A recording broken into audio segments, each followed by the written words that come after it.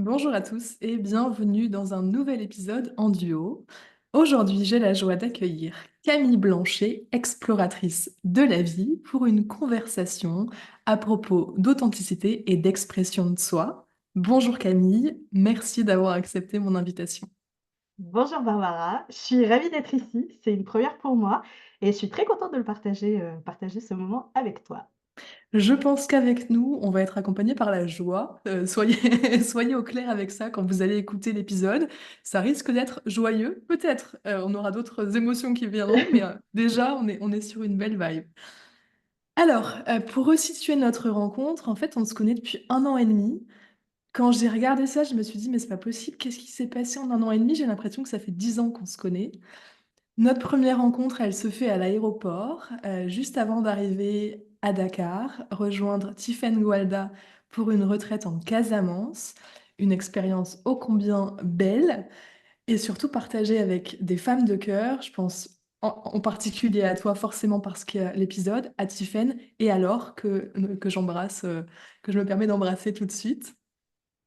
J'ai connecté avec ton énergie et puis ta sensibilité, je dirais en particulier sur tout ce qui avait attrait à l'expression de soi. Et c'est passé par plein de médiums finalement, la photo, les conversations, des visions et des valeurs en commun. Et puis de fil en aiguille, après ces expériences de la retraite avec Tiphaine, on a vécu quelque chose de particulier avec la photo. Tu m'as offert une séance photo avec l'océan Atlantique et Cap Skirring derrière, alors que j'avais pas fait de photo moi depuis 6 ans, je crois. Les dernières photos que j'avais faites, c'était alors que mon mari était encore vivant, pour restituer le contexte. Et j'avais trouvé ça puissant à quel point tu avais su capter ce que moi je percevais de moi et que je voyais plus. Et ça a été le début d'une sacrée aventure parce que finalement la photo s'est réinvitée dans ma vie sur plein d'aspects et je pense que j'ai pas encore fini avec la photo. Et puis, à notre retour en France, dans un premier temps, on a repris un mastermind ensemble, qu'on a persévéré, qu'on a continué, on s'est retrouvés régulièrement tous les mois. Et puis je me suis lancée avec toi dans différentes aventures, mais en particulier l'année dernière, les rencontres authentiques à La Rochelle.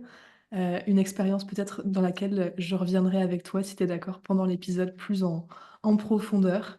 Et on s'est retrouvés encore physiquement il y a quelques jours à La Rochelle, à nouveau, pour partager ce qu'on sait faire de mieux, c'est-à-dire des échanges profonds, inspirants, des conversations avec beaucoup de simplicité et beaucoup d'authenticité qui nous mènent là où on est aujourd'hui. Et j'avais à cœur de proposer à ma communauté, peut-être à la tienne aussi, d'avoir cette vision finalement en commun, d'avoir un échange à propos de santé, à propos de toi, de moi, en toute simplicité. Merci beaucoup, j'en profite parce que, je trouve ça, vraiment incroyable d'avoir cette rétrospective. Hem, Peut-être qu'on n'a pas toujours l'occasion de regarder un peu dans le rétroviseur. Moi, j'ai un peu cette tendance à être très dans l'instant présent et un peu dans le futur et j'ai tendance à oublier des fois toutes les étapes et toutes les choses incroyables qui nous mènent un peu au résultat et c'est trop chouette de se remémorer en fait qu'on a des étapes, qui ont été incroyables et ça me rappelle, là je me distance du sujet, mais ça me rappelle à quel point on a des impacts forts sur les personnes et que des fois on s'en rend pas compte et voilà et ça c'est super précieux. Donc merci pour cette belle rétrospective. Avec plaisir. Alors moi, j'ai présenté finalement notre parcours en commun. Est-ce que tu serais d'accord, toi, pour te présenter, présenter qui tu es et comment tu as envie de de le mettre dans un audio et aussi quelle est la forme de ta contribution pour le monde aujourd'hui? Alors, les étiquettes, c'est pas mon fort et et c'est toujours difficile pour moi de me dire: «OK, c'est quoi les termes que je vais utiliser et qui honorent quelque part les différentes palettes, que l'on a tous en nous». Aujourd'hui, en tout cas, dans ma contribution, du quotidien et vraiment ce qui m'anime, c'est de pouvoir être présente aux côtés des entrepreneuses, de les aider dans leur communication, notamment justement à rayonner avec authenticité et avec humanité et ça passe par, plusieurs expressions. La photo, le site internet également il y a les rencontres authentiques, ça, c'est les projets qui sont plus récents. Et à côté de ça, c'est impossible pour moi d'occulter, en fait, la partie voyage, la partie, exploratrice, toute cette facette-là, l'envie, et la curiosité de comprendre le monde dans son, globalité, que ce soit, voilà, sur différents continents, mais aussi avec les personnes qu'on rencontre au quotidien. Donc j'ai sûrement occulté plein de choses. En tout cas, il y a un sujet pour moi qui est très important, c'est en effet explorer son multipotentiel et se donner, toutes les autorisations à les faire vivre et à les faire cohabiter ensemble. Magnifique. Écoute, je sais pas s'il manque grand-chose, mais en tout cas, il y a beaucoup de choses déjà et c'est beau de pouvoir, te sentir et te percevoir aussi à travers, la façon dont tu as envie d'exprimer aujourd'hui. Heal the World, ça vient vraiment, faire le lien, en fait, avec notre, responsabilité à prendre soin de nous. Est-ce que tu serais d'accord, dans ce contexte-là, de nous partager ta vision du futur du thème de la santé? Oui, c'est un grand sujet parce qu'en fait, je pense que tu es encore plus à même que moi pour en parler, ça relève, énormément de pans. Hem Ce en quoi je crois, en tout cas moi la vraie prise de conscience en fait, pour te partager quelque chose d'assez personnel, j'ai plutôt grandi dans un environnement où j'avais des peurs et des craintes que la maladie allait se présenter dans tous les cas parce que c'était un passage obligé et je trouve que, on est influencé et impacté un peu par ce message-là que, le cancer c'est l'étape de tout le monde, enfin voilà et qu'il y a une forme de résilience un peu où on est un peu tous obligés d'y passer et alors je saurais pas trop dire, pourquoi il y a eu un switch et qu'est-ce qui s'est passé, mais il y a un moment donné où pour moi c'était plus OK et je me suis dit: «Bah, en fait, qui c'est qui va me dire qu'est-ce qui va m'arriver?» Il y avait peut-être un peu de ce côté-là et il y a eu un switch et pour moi, il y a vraiment une nécessité de, se prendre en main et de se dire: «OK, allez, j'y vais avec courage et avec force et je vais observer, ce qui se passe en moi et justement comment ça peut bouger». Donc je suis pas toujours la plus douée pour parler du monde en général ou de je suis plus à l'aise en général de parler de moi d'expliquer justement comment ça s'anime pour moi. Mais en tout cas, on partage, c'est sûr, la vision commune que, aujourd'hui, en fait, c'est nécessaire d'arriver à une communion, des différentes options qui se présentent à nous. Moi, j'ai expérimenté et je pense qu'on va en parler, à d'autres moments, le long de notre échange. Mais voilà, j'ai eu l'occasion d'expérimenter aussi, d'autres types de santé, des santés, alternatives et qui ont vraiment été des clés pour m'aider à traiter des pathologies, réelles et concrètes et qui n'avaient pas trouvé de solution, par la médecine, traditionnelle. Moi, la vision de la santé que j'ai aujourd'hui, c'est vraiment que chacun puisse reprendre sa responsabilité et avoir conscience qu'il est en capacité de pouvoir faire changer sa situation, et que, encore une fois, la médecine plus conventionnelle aujourd'hui est là pour traiter en effet, les symptômes, mais on est aussi en capacité de pouvoir anticiper pour peut-être faire en sorte que ces symptômes se présentent pas.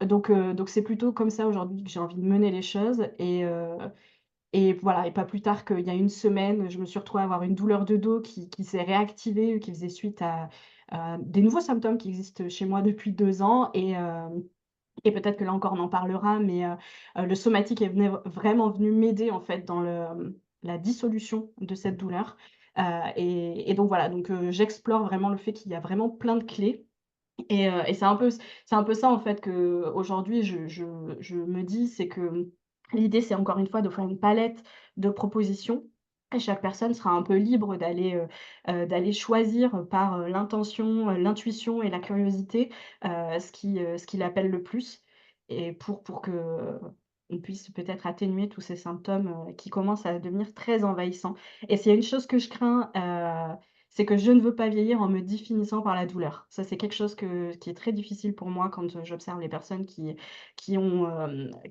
70, 75, 80 ans et plus et en fait, et qui ont un peu comme seul sujet de discussion le fait qu'ils ne se sentent pas bien. Alors je suis pas à leur place et je ne sais pas comment je vieillirai, mais voilà, j'aimerais bien que ce soit d'autres choses qui prennent plus de place. Merci beaucoup pour, ton partage. Et je me disais en t'écoutant que c'est aussi pour ça finalement que j'offre de l'espace sur In the World aux entrepreneurs dont finalement la santé n'est pas forcément l'axe des activités et des services que tu offres, que vous offrez. Parce que de mon point de vue, la santé, c'est vraiment quelque chose qui appartient à chacun d'entre nous. Et que en tant qu'entrepreneur, souvent on a déjà cette notion de prendre en main les choses. En fait, on est, alors, je ne dis pas que ceux qui ne sont pas entrepreneurs le font pas, mais c'est sûr qu'on partage des valeurs en lien avec la liberté, avec une forme d'autonomie, une forme de proactivité et que l'on chemine avec des possibilités et puis on avance. Et aussi, notre corps et notre énergie sont finalement l'essence de ce que l'on peut offrir et de ce qu'on peut proposer. A priori, sans cette matière première, nous ne sommes pas en mesure d'offrir nos activités, nos services et nos entreprises ne fonctionnent pas. Donc il y a vraiment un enjeu majeur pour moi aujourd'hui à parler de santé avec des entrepreneurs, avec des personnes qui ont une vie riche et qui ont peut-être aussi ces valeurs qu'on a en commun. Je me souviens que Tiffen m'avait dit, mais je suis pas la mieux placée pour en parler. Et en fait, je crois que chacun d'entre nous a complètement un message à porter et une responsabilité dans le fait de se sentir acteur de sa santé, de son bien-être et de sa vitalité en quelque sorte. Euh, Est-ce que tu pourrais... Bah, en fait, on pourrait aller là-dessus, on pourrait aller sur... peut-être d'abord définir le somatique, pardon, parce que tu as parlé Ah du somatique et peut-être qu'il y a des gens qui ne connaissent pas, j'en ai pas forcément encore parlé sur le podcast. Alors, tu es libre de compléter, à tout moment. En l'occurrence, pour moi, c'est des apprentissages qui sont récents, hein, parce que ça fait partie de nouvelles pratiques qui sont arrivées dans mon quotidien il y a moins de 6 mois, donc je suis toujours en phase, de là encore d'exploration, mais en tout cas le terme de somatique, en tout cas, il y a la notion de somatisation qui là, je pense, va parler à beaucoup, puisque quand on parle de somatisation, on parle en général justement de quelque chose qui est resté, contraint et qui est venu se bloquer à un endroit dans notre corps. Donc ça, on le connaît régulièrement pour les personnes qui vont dire, voilà, j'ai somatisé au niveau du dos, au niveau de la gorge, au niveau, bref. Et donc là, en fait, dans l'approche somatique, il y a vraiment cette idée d'être à l'écoute du corps et de se dire, bah, donc je pars quelque part. Alors, soit de quelque chose qui est déjà là, soit je viens écouter le corps et voir s'il y a quelque chose qui a envie de parler, hein, si je puis dire. Dans mon cas, je vais me appuyer plutôt sur ce qui s'est passé où j'avais quelque chose qui était déjà là, qui est peut-être plus facile pour les personnes qui connaissent pas de se projeter, en se disant: «Bah, je viens me connecter en fait à ce point de douleur et j'essaie de comprendre s'il y a un message derrière». Et là, il y a pas autre chose que l'amour, l'écoute de soi, la respiration. Je dirais, une forme de pureté à vraiment à vouloir aller chercher «la vérité» entre guillemets. Enfin, ça peut sembler un peu, abstrait, hein, dit comme ça, mais en même temps, je s moi, c'est ma manière de l'expérimenter et de chercher à comprendre, voilà, quel est le message qu'il y a derrière et moi, ça m'a typiquement sur ce cas précis, ça m'a permis de comprendre qu'il y avait pas un, bah, en fait, c'est pas parce que mon corps réagissait que ça veut dire que ce qui était vrai il y a 2 ans est toujours vrai aujourd'hui. Et donc en fait, de faire cette prise de conscience-là, ça a suffi pour me dire: «OK, c'est bon, c'est plus d'actualité, c'est traité, le corps n'a plus besoin de réagir, je suis plus cette même personne». Voilà, bon après chacun fera l'expérimentation différente et le somatique peut avoir des niveaux d'intensité plus ou moins élevés. Mais voilà comment moi aujourd'hui, je l'utilise et je peux te laisser compléter parce que je pense que c'est très riche et très complet. Moi, ce que j'en dirais, c'est effectivement que c'est créer des espaces de reliance avec son corps, hem, dans un fonctionnement où on a plutôt l'habitude de camoufler, d'éteindre un symptôme et d'aller au-delà de quelque chose, enfin de passer outre. L'idée du somatique pour moi, c'est de rétablir la relation avec le corps et le symptôme et de s'autoriser à ressentir, à aller en présence, en fait, dans des espaces où on prend le temps, où on se pose, où on se dépose et où on va effectivement, c'est le mot qui me vient, c'est vraiment aller se mettre dans une posture d'observateur, pardon, et ressentir ce qui se présente. À titre personnel, je crois que le besoin de compréhension, il vient après. Je suis déjà dans l'accueil de ce qui est et de ce qui est plus ou moins confortable. En général, ce que je fuis, c'est-à-dire parfois des émotions, parfois des sensations, parfois des douleurs. Et quand je me mets dans cette posture et dans cet état-là, je m'autorise dans ces espaces à les percevoir et bien ce qui me fait mal et à accepter d'avoir mal, ce qui est inconfortable, ce qui me met en colère ou simplement la colère ou la tristesse. En général, c'est quand même les émotions et les informations que je ressens le plus dans ces états-là. Et souvent, il y a une compréhension après. Mais mon intention, elle n'est pas forcément de comprendre toujours, elle est surtout de refaire le lien et mettre de la communication entre, bah, de moi à moi dans un premier temps.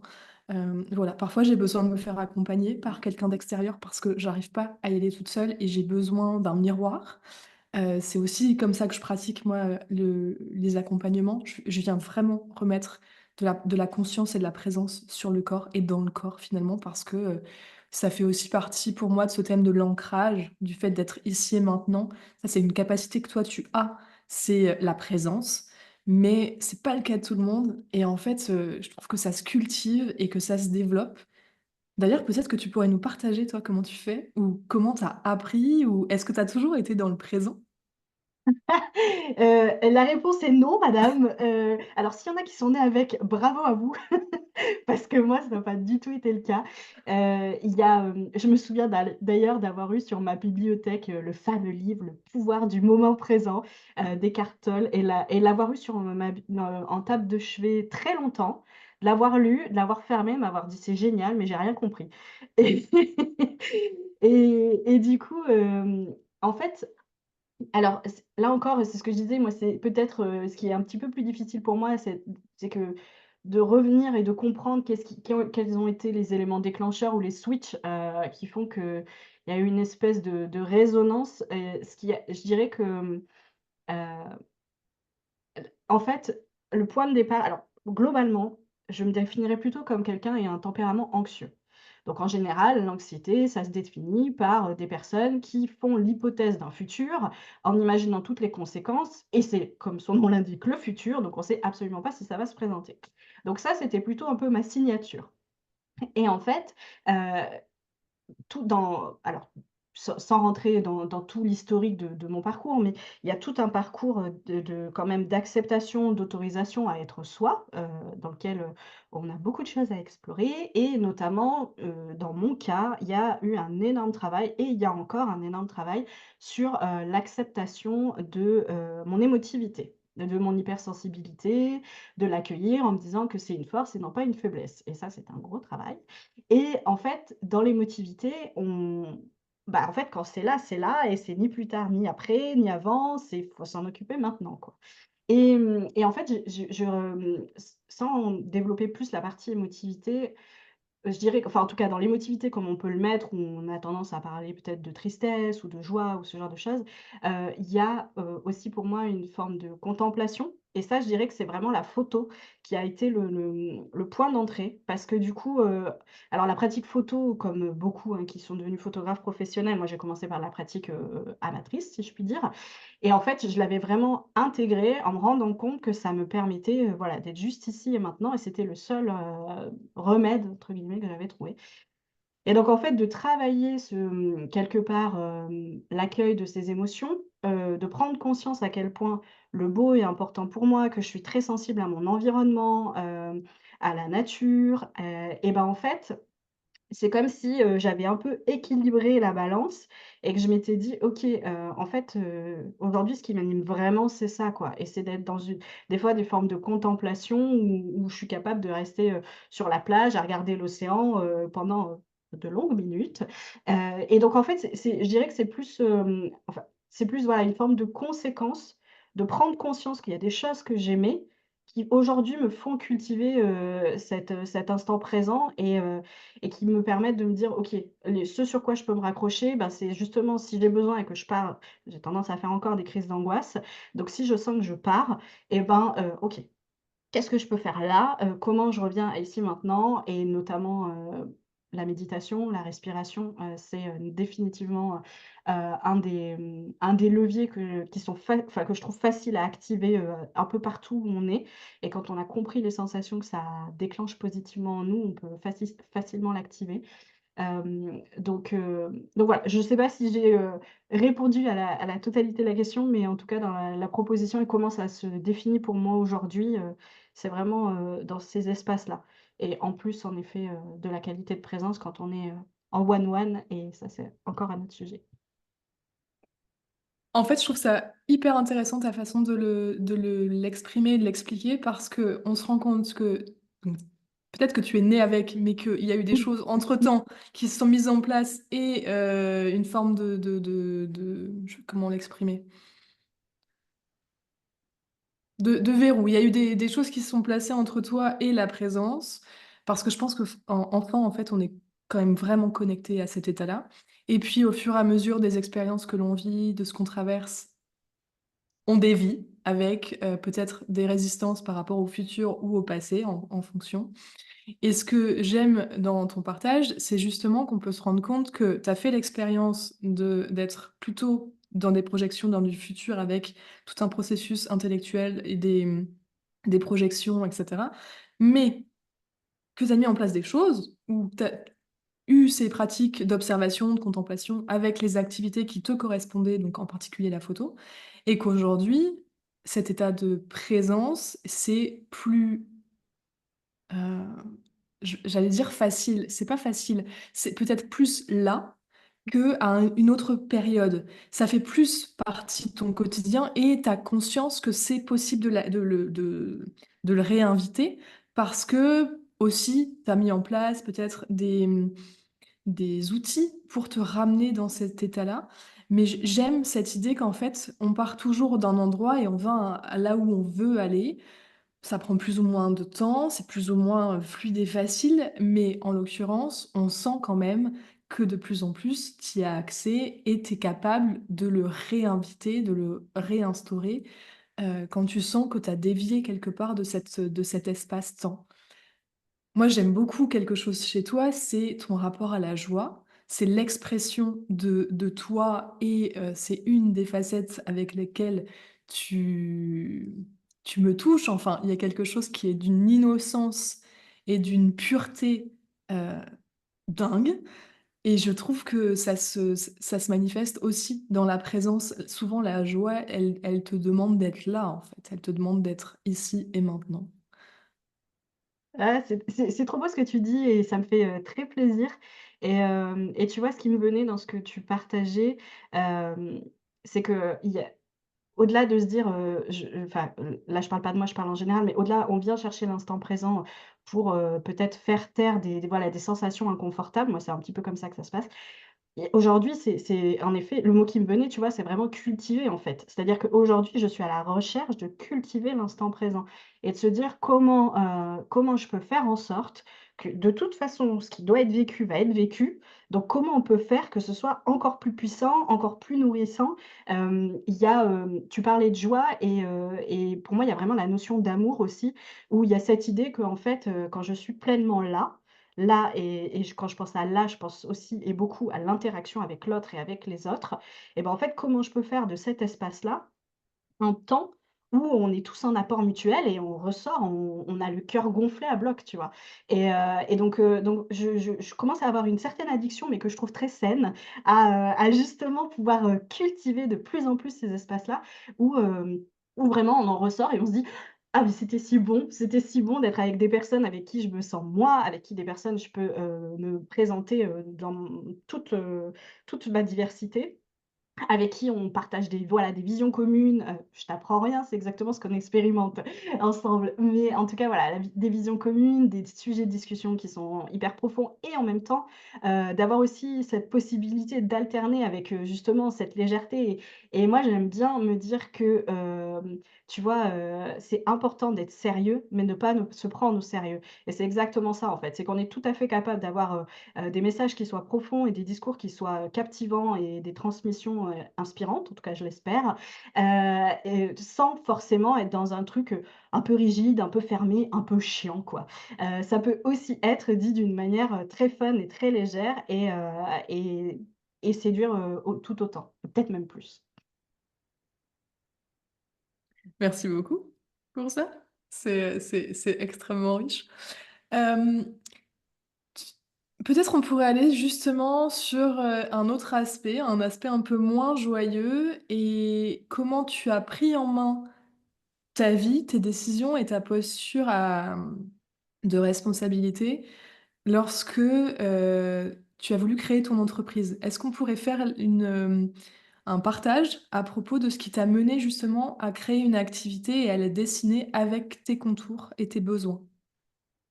Alors c'est un peu j'ai un peu tendance à dire que c'est un peu le parcours d'une vie parce que je suis toujours convaincue qu'en effet on arrive à l'endroit où on est, pas juste par, la dernière action qu'on a menée, mais bien par l'addition de toutes les petites actions qu'on a menées. Globalement, l'entrepreneuriat, moi, ça a toujours suscité mon intérêt. C'est-à-dire que, même quand j'étais dans mes études, j'ai commencé par faire des études dans lesquelles je me projetais pas au niveau des métiers, donc je me suis retrouvée à me dire: «OK, je fais quoi?» Ma maman m'a proposé, m'a dit: «Écoute, il y a un site qui est super, où on peut partager ses créations», et je dis: «Mais attends, OK, qu'est-ce que je pourrais faire?» Et je vais aller dans les bijoux. Et donc en fait, ça a démarré un peu comme ça, mais ça a toujours été de l'activité secondaire. Il y a toujours eu un désir d'entreprendre, parce qu'en fait, les bijoux, ça s'est arrêté. Après, j'ai repris des études, j'ai démarré un CDI. En même temps, il y a eu le voyage qui a pris de plus en plus de place, où je me suis dit: pareil, bah, je il y a quand même cette notion de transmission pour moi qui est très importante. Et donc en fait, OK, j'expérimente, plein de lieux, je vis des choses incroyables et quelque part, comment moi je peux transmettre ça? Et donc après, j'ai créé un blog voyage qui existe toujours aujourd'hui, dans lequel aujourd'hui, je m'investis beaucoup moins. Mais en tout cas, c'était une forme d'entrepreneuriat aussi pour moi. Toujours, sur des plans d'activités secondaires. Il y a 2 ans, je me décide de partir dans l'immobilier, d'acheter une maison, de la mettre en Airbnb, d'en faire, vraiment, un lieu d'accueil pour les voyageurs, donc moi je suis basée à La Rochelle en l'occurrence, donc là, les voyageurs en Charente-Maritime. Et sauf qu'en fait, on va dire il y a le message qu'on entend depuis longtemps, qu'on n'honore pas trop. Et puis après, il y a cette belle capacité qu'a la vie, qui est de nous faire comprendre qu'à un moment donné, il va falloir l'écouter, ce message, et que ça va pas pouvoir durer longtemps. Donc quand j'ai démarré mon CDI, je suis rentrée dans cette entreprise qui était dans l'univers de la banque, donc enfin qui apportait plein de choses pour moi, mais qui pouvait être un peu éloignée de mes études initiales ou de mes centres d'intérêt. Et j'avais quand même l'intuition que je n'allais pas rester. Là où c'était pas du tout le discours que j'avais autour de moi, les personnes me disaient: «Oh là là, mais tu promis à une belle carrière, nanana, nanana». Bon, moi ça m'a jamais fait briller les yeux et en fait j'ai eu un premier électrochoc en 2019 où en fait, alors j'aurais du mal à qualifier, je sais qu'aujourd'hui il y a des termes qu'on entend beaucoup, des notions de burn-out ou moi je suis pas du tout arrivée dans un stade où mon corps, ne pouvait plus se lever, mais par contre, j'étais dans un état émotionnel complètement, incontrôlable. Donc j'arrivais, je faisais que pleurer, j'étais incapable d'assurer mes journées et là, je me suis dit: «OK, il y a un gros problème, ça peut pas durer». Et donc en fait, ça coïncidait avec un moment où je devais partir en voyage. Je suis partie à New York, en l'occurrence, avec une amie et je suis revenue de ce voyage et je me suis dit: «OK, là, c'est pas possible, il faut que je voie plus grand, en fait et je peux pas passer mon temps à fuir dans les voyages et sans assumer le fait que dans mon quotidien, ça me convient pas». Et donc sans rentrer dans les détails, mais donc je suis arrivée à la conclusion que ce qui était pour moi le plus important là, c'est de partir encore une fois en exploration et de prendre un congé sabbatique et de me dire: «OK, je pars». Donc là, je me retrouve à partir, solo, avec mon sac à dos et à se dire: «Bon, bah, je vais aller en Amérique centrale». Donc là, bon, tout le monde commence à dire: «Oh là là, tu es une femme, tu pars toute seule, en sac à dos». Bref, mais d'y aller quand même et puis le covid est arrivé, donc il y a eu, forcément comme tout le monde une, réorganisation de ce qui pouvait être planifié. Je suis revenue en France avec un vol de rapatriement et en fait, il s'est passé tout un tas de choses. Je suis arrivée, sur la vie a fait que me suis retrouvée à fêter mes 30 ans à La Rochelle, alors que j'aurais dû le faire à Bali. Je me suis mis à rencontrer mon chéri qui n'était pas encore mon chéri, avec l'intuition que, on était fait pour vivre quelque chose et que La Rochelle m'avait encore pas tout à fait tout offert. Et ça c'est quand même assez intéressant parce que, voilà, ça a vraiment joué sur la suite et pour autant, La Rochelle m'avait encore plein de choses à m'offrir, mais je savais toujours pas vraiment quoi faire. Donc dans ce cas-là, bah, j'ai contacté mon entreprise, on a raccourci le congé sabbatique et j'ai repris plus tôt. J'ai été soutenue, j'ai été d'ailleurs sur un poste, qui était à peu près, ce que je pouvais «idéaliser» entre guillemets Et en fait, je me suis retrouvée au bout d'un an, moi j'ai un rythme à peu près d'1 an et demi, 2 ans. Au bout de ce temps-là, je m'ennuie et donc je pressentais au bout d'un an déjà ça commençait à me chatouiller et je me suis dit: c'est pas mon signe, qu'est-ce qui va se passer ensuite?» Et là, pour le coup, j'avais plus de perspective parce que j'étais un peu sur le poste qui me plaisait et j'arrivais pas à me dire: «C'est quoi les autres métiers qui peuvent me plaire dans l'entreprise?» Et donc du coup, là, ce qui s'est passé, c'est que j'ai eu un deuxième signal de la vie où je me suis retrouvée avec un peu les mêmes symptomatiques, avec des grandes crises de larmes, avec vraiment, une perte de sens. Il y a vraiment un driver chez moi, qui est très, très présent. C'est cette notion justement de contribution et de se sentir utile et qui je pense d'ailleurs n'est pas trop influencée par des histoires de trauma ou quoi, parce que des fois on essaie de comprendre, d'où nous tient des motivations et moi, c'est vraiment pas ça. Enfin, je l'ai bien exploré et c'est vraiment ma manière d'être où j'ai besoin de pouvoir contribuer et et donc là, bah, là, tu te dis: «OK, j'ai déjà pris un congé sabbatique, qu'est-ce que je fais et qu'est-ce qui se passe?» Et c'est comme ça qu'en fait Tiffen Golda est arrivée dans ma vie parce que j'avais une amie qui avait eu l'occasion, justement de faire un accompagnement avec elle et donc on a entamé un processus, de coaching et de reconversion pour aller en exploration et se dire: «OK, je fais quoi?» Et ça a été, plus houleux que ce que je pouvais imaginer parce que ma rupture conventionnelle a été refusée par une entreprise que je pensais qui me soutenait depuis le début et a priori, bah, là, c'était la demande de trop et là, en fait, le monde s'écroule et là vraiment, il y a une notion de perte de foi et vraiment, l'injustice. Je crois que c'est vraiment ça où on se dit: «Bah, merde, j'ai eu le sentiment de beaucoup donner à cette entreprise, de beaucoup m'être donné au quotidien et en fait, là, aujourd'hui, ce que je demande, c'est à être libre et je suis pas soutenue». Et là, crise d'angoisse, plus puisque, bah, qu'est-ce que je vais faire dans le futur? Comment je vais gagner de l'argent? Je ne sais pas quel est mon projet. Une galère incroyable. Donc, de toute façon, physiologiquement, je ne pouvais pas faire autrement, donc j'ai été en arrêt de travail. Ce qui, du coup, m'a permis de continuer le processus avec Tiffen et de mettre de la clarté sur la contribution que je voulais avoir. Et c'est comme ça que je me suis retrouvée, en fait, à quitter mon entreprise en démissionnant.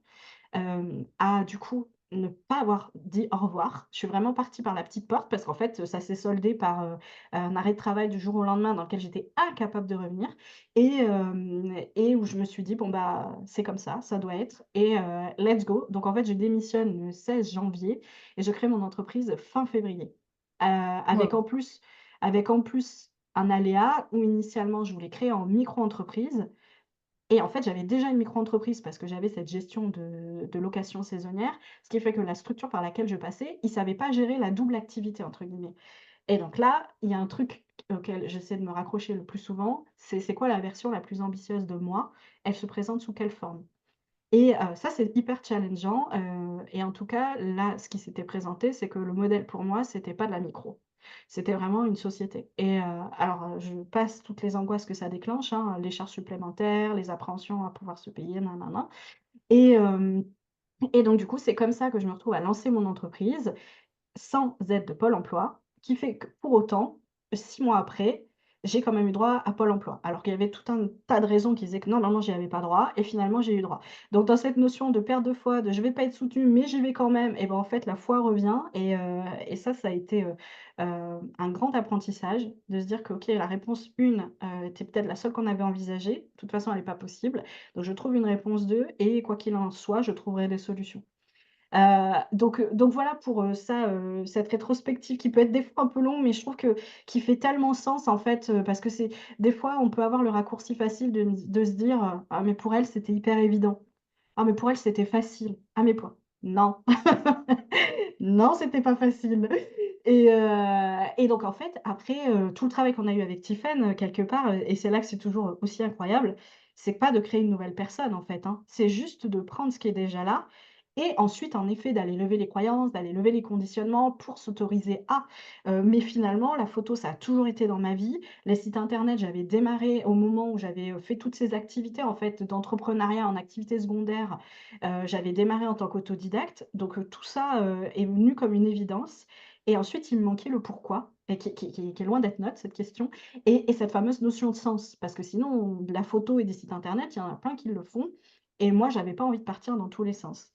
Et c'est là qu'en fait, tu te reconnectes et que tu te dis: «OK, mais en fait, c'est quoi qui m'intéresse aujourd'hui? Comment justement j'ai envie d'être utile? Et sans vouloir dire et sans affirmer, spécifiquement que je me sens féministe, je sais et je sens que ma place, elle est quand même aux côtés des femmes pour que justement pour moi, l'entrepreneuriat, c'est une voie de développement et d'expression. Comme il y en a qui choisissent la famille, comme il y a pas il y a plusieurs modèles, en fait.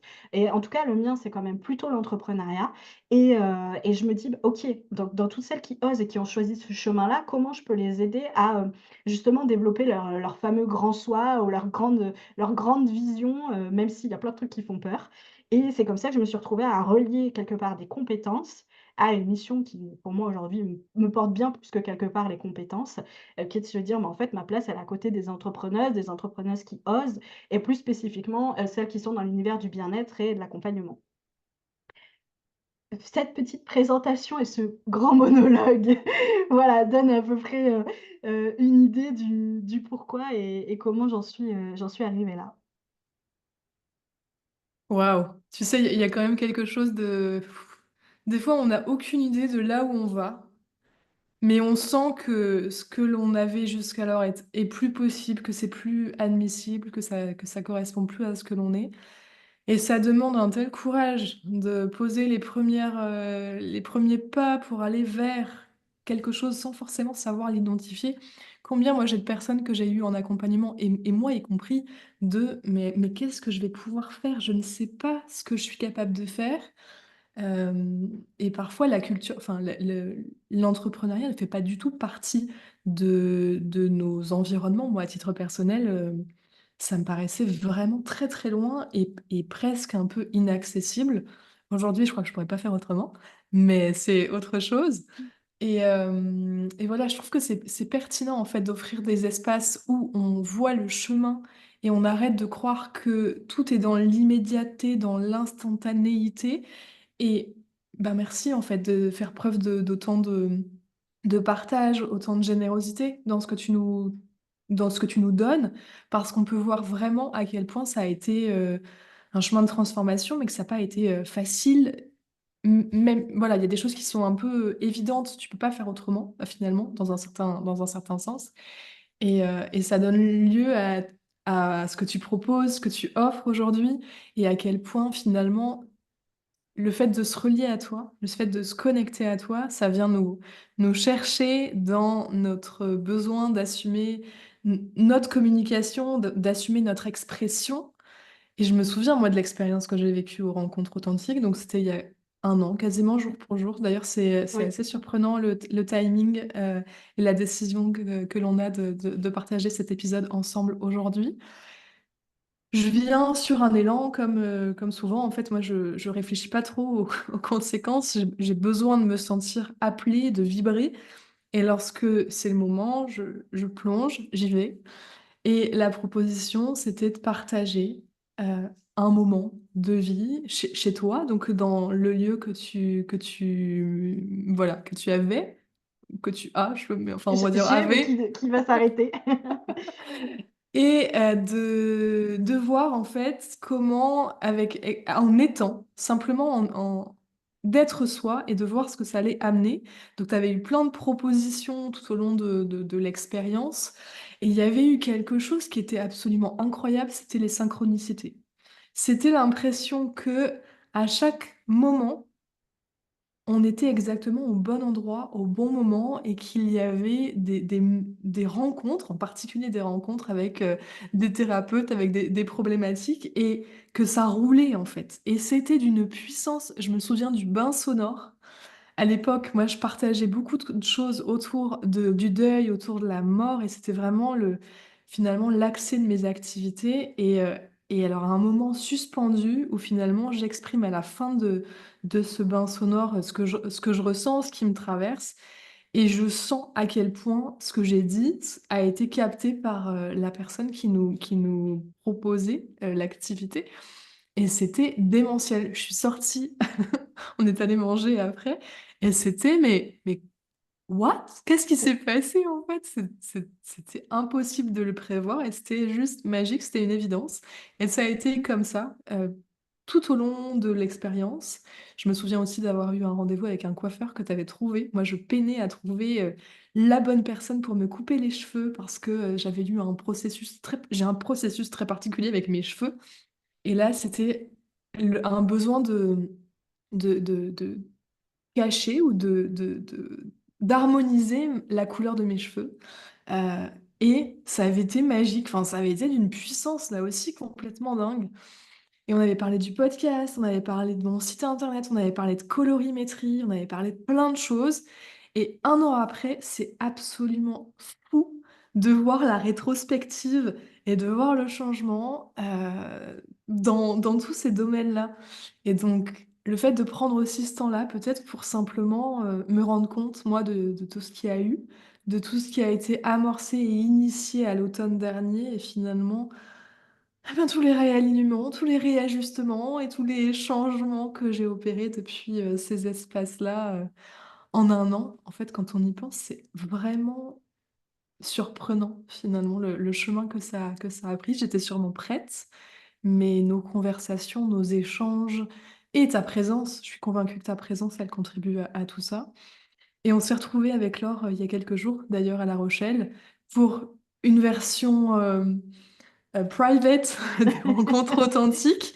chez toi, à ton domicile et je suis convaincue qu'il va encore y avoir des choses qui vont, se mettre en place dans ma communication et dans la façon dont j'ai envie de m'autoriser à rayonner et à continuer à exprimer librement ce que je suis et en particulier cette notion de spontanéité et je dois dire que nos conversations à propos de l'impact de la vidéo, ont cheminé parce que j'ai décidé de voilà, d'honorer de plus en plus la spontanéité, la vulnérabilité, une forme d'authenticité aussi en lâchant peut-être la part de moi très, perfectionniste sur le traitement du contenu audio et du contenu du podcast et voilà, de laisser plus de place à autre chose et j'ai hâte de voir où ça va nous mener. Ouais, c'est incroyable ce que tu partages parce que, en effet, que de chemin et moi, j'aime toujours me dire qu'en fait, l'illustration de nos partages, enfin le tien, le mien, Hem, pour moi, je le fais pas pour parler de moi et pour nourrir mon ego. Je me dis toujours que, c vraiment, c'est de pouvoir, bah, au travers de nos partages, aider les personnes à prendre conscience qu'en fait, on est tous capables et typiquement, le de se dire, enfin, tu vois, là, en 1 an, comment ça s'est développé et comment, on n'est pas trop rentré dans le sujet de la féminité, mais je sais que tu en parles aussi au travers justement, de ton expérience, de colorimétrie, de relooking. Enfin, voilà, c'est toutes ces graines, en fait, qu'on plante et en fait, et ben, il y a pas besoin de tant de temps que ça pour qu'il y ait des gros switches qui s'opèrent, sur l'échelle d'une vie, j'entends. Quand on est dedans, on a l'impression qu'on c'est difficile, qu'on a du mal à «mettre en marche» entre guillemets, mais en fait, quand on reprend à l'échelle d'une vie, je me dis: «Mais c'est dingue!» Enfin, moi, mon entreprise, elle a 1 an et demi. Quand je vois la personne que j'étais il y a 1 an et demi, la personne que je suis aujourd'hui et enfin voilà, on peut tous se faire cette remarque-là et voilà, merci du partage parce que je trouve que ça illustre parfaitement, que quand on est dans le mouvement et dans l'action, il se passe toujours des choses et en général beaucoup plus grandes et encore plus, belles que ce qu'on pouvait s'imaginer. Peut-être qu'on pourrait rebondir justement sur la féminité. Sur, sur la féminité, qu'est-ce que tu aurais envie je vais l'ouvrir comme ça, je vais te laisser complètement le champ libre. C'est peut-être le dernier thème qu'on abordera parce qu'il y a beaucoup de choses à dire et que c'est extrêmement riche, mais j'ai envie de t'offrir une page blanche, juste le titre et que tu puisses nous en partager ce que ça vient évoquer pour toi. Et ben, je prends cette responsabilité. Alors en fait, la féminité, ce que je trouve vraiment incroyable, c'est que comme, t beaucoup de mots en fait, chacun est libre de choisir sa définition. Pour le coup, il y a, en fait pour moi, quelque part, enfin, pour moi, la féminité, je peux pas le détacher du féminin et du fait d'être femme et du fait d'accepter pleinement, en fait, les nuances qui font partie de notre fonctionnement et tu vois, là, on l'a pas abordé et on pourra en parler sur cette notion justement de cycle, de fonctionnement cyclique.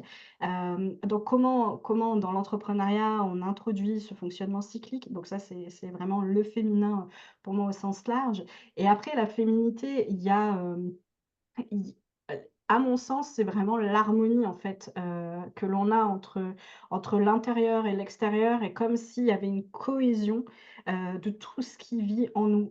Il y a, alors là, je vais faire une rétrospective, mais en fait, si on revient sur le rôle de la femme et qu'est-ce qu'on attendait d'elle et sur quoi elle était positionnée, outre la gestion du foyer ou autre, il y avait et il y a encore toujours, un peu ce côté, du bel objet quoi. Il faut être belle, il faut nanana et je pense qu'on connaît tous et toutes autour de nous des personnes, en fait, où on connecte tellement avec qui elles sont que c'est même plus des traits physiques en fait. C'est ce qu'elles vont dégager, justement leur énergie, leur aura, comment elles se sentent bien, en harmonie avec elles et ça, c'est tellement plus puissant que, justement, juste une apparence et en fait, il y a eu, moi j'ai été challengée sur ce sujet-là parce qu'en fait, je considérais que j'ai toujours été quelqu'un de plutôt coquette. Quand j'étais ado, j'adorais me maquiller, j'ai eu des photos, d'ailleurs, où je ne savais pas bien me maquiller. Et je pourrais l'illustrer. Mais voilà, donc j'ai eu cette phase-là et puis, il y a eu des événements dans ma vie qui fait que, j'ai pris du poids. Et alors, bah, pour les femmes, je pense pour les hommes, c'est pareil aussi. En tout cas, forcément, quand on est dans un changement d'apparence, là, c'est de la prise de poids, mais ça peut être de la perte de poids, ça peut être des accidents, enfin, il y a tout un tas de raisons qui fait que notre image change et en fait, et ben là, c'est un nouvel apprentissage parce que quand on se définit ou quand on pense se définir par rapport à une apparence et ben, en fait, et bah, là, il faut faire autrement, en fait. Donc il y a vraiment je dirais que moi sur, c'est assez récent, hein, sur, je dirais cette dernière année, 1 an et demi qui a coïncidé du coup avec l'entrepreneuriat et c'est pas surprenant, hein, parce que l'exposition, oser être soi, oser se montrer, ça vient nous chercher sur plein de facettes et ben, en fait, comment justement je recrée cette harmonie et je reviens en fait fidèle à celle que je suis. Donc pour moi la féminité c'est ça, c'est-à-dire que, peut-être pour d'autres, la bonne réponse, ça va pas être de se mettre du rouge à lèvres, ça va pas être de se coiffer les cheveux, et l'expression d'une certaine féminité, ça va être d'être très en contact avec la nature, c'est voilà, il y a plein de modèles différents et d'ailleurs c'est pas, opposé, hein, moi je crois que j'ai tout ça. Mais dans mon cas, ça a été aussi de renouer avec ça et de se dire: «OK, je reviens sur bah, l'amour de me mettre en valeur, donc je recrée de la fierté et du plaisir à me voir et à aimer l'image que j'ai. Ça, c'est un gros sujet et ensuite, il y a tout l'aspect invisible. Donc comment je suis ce fameux alignement dont on parle et ben, c'est exactement ça, en fait. Comment quand je suis alignée et ben, en fait, ça dégage, la belle énergie, qu'on a tous et voilà, mais qui fait que justement les autres vont pouvoir le capter et vont se dire: «OK, il y a quelque chose qui se dégage» et c'est pas la couleur de cheveux et c'est pas le rouge à lèvres qu'on a mis, c'est quand même un peu plus puissant. Donc ce que je donc l'harmonie, c'est vraiment quelque chose qui est précieux, comme terme pour moi parce que justement, il y a eu pendant un temps, j'ai eu une résistance bah, le fait d'avoir cette prise de poids.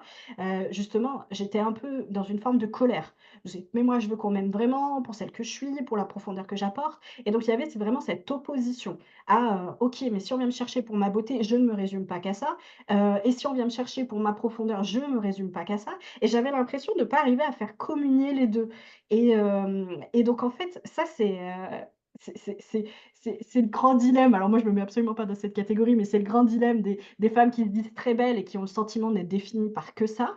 C'est peut-être aussi le dilemme d'autres personnes et qui se trouvent pas jolies et qui se disent: «Bah, en fait, bah, mes seules ressources, c'est mon intelligence et tout ce qu'on met derrière».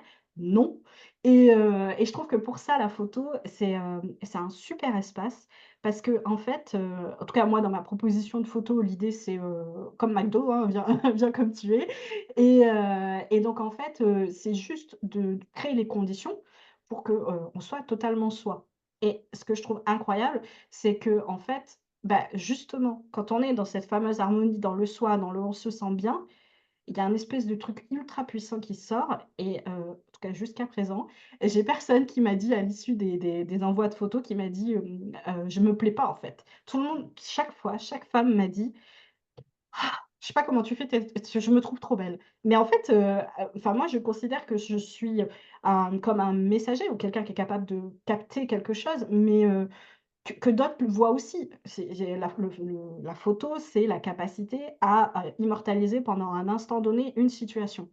Donc soit on sait faire, soit on sait pas faire et quand on sait faire, possiblement ça nous met en valeur. Mais en fait, c'est la même chose que la vidéo. Là, ce qu'on est en train de faire tout de suite, c'est exactement la même chose. Tu peux te trouver canon, tu as juste à habiller ta caméra et juste être toi. Si tu es vraiment bien avec toi-même, ça va être capté et ça, il y a plein de personnes qu'on croise dans la rue et les personnes, elles sont pas en talons aiguilles, elles sont pas en mini-jupe, elles sont pas en ce qu'on peut définir par le féminin et on va se dire: «Ah, cette personne, elle est incroyable». Ben tu vois, le féminin, c'est exactement la féminité et le féminin, pour moi, c'est exactement ça. C'est vraiment l'harmonie de cette apparence et de tout ce qu'il y a en profondeur. Waouh, ça me parle tellement ce sujet, je vais avoir du mal à pas rebondir, alors je vais rebondir un tout petit peu là-dessus. Pour moi, la féminité, c'est un grand chemin chez moi et c'est un chemin de guérison. C'est vraiment venu me chercher sur plein d'espaces et en particulier, mon départ à moi de cheminement, c'est de m'opposer à ma féminité. J'ai longtemps voulu ou cru vouloir être un garçon ou faire aussi bien qu'un garçon, être aussi fort, etc. Au point d'opposer la féminité à quelque chose de profond, à une forme de spiritualité aussi. Je les ai vraiment mis en opposition. Et un de mes chemins pour reconnecter à l'essence de ce que je suis, et en particulier, enfin, je suis quand même vraiment une polarité yin, quoi. Il y a quand même beaucoup de féminin chez moi que j'avais besoin d'embrasser. Ça a été de cheminer et d'accepter ben, d'aller voir le féminin, le masculin, etc. Il y a eu tout un processus qui passe beaucoup par la couleur. Chez moi, j'ai porté le noir pendant des années et puis je me suis cherchée avec des couleurs plutôt froides. Aujourd'hui, j'explore un autre aspect, un autre pan de ce que je suis aussi, c'est-à-dire des couleurs plutôt chaudes. Et je trouve quand même que la photographie, c'est un bon moyen de venir connecter, de venir se souvenir aussi des chemins par lesquels on est passé. Moi, j'ai une grande histoire d'amour avec la photo.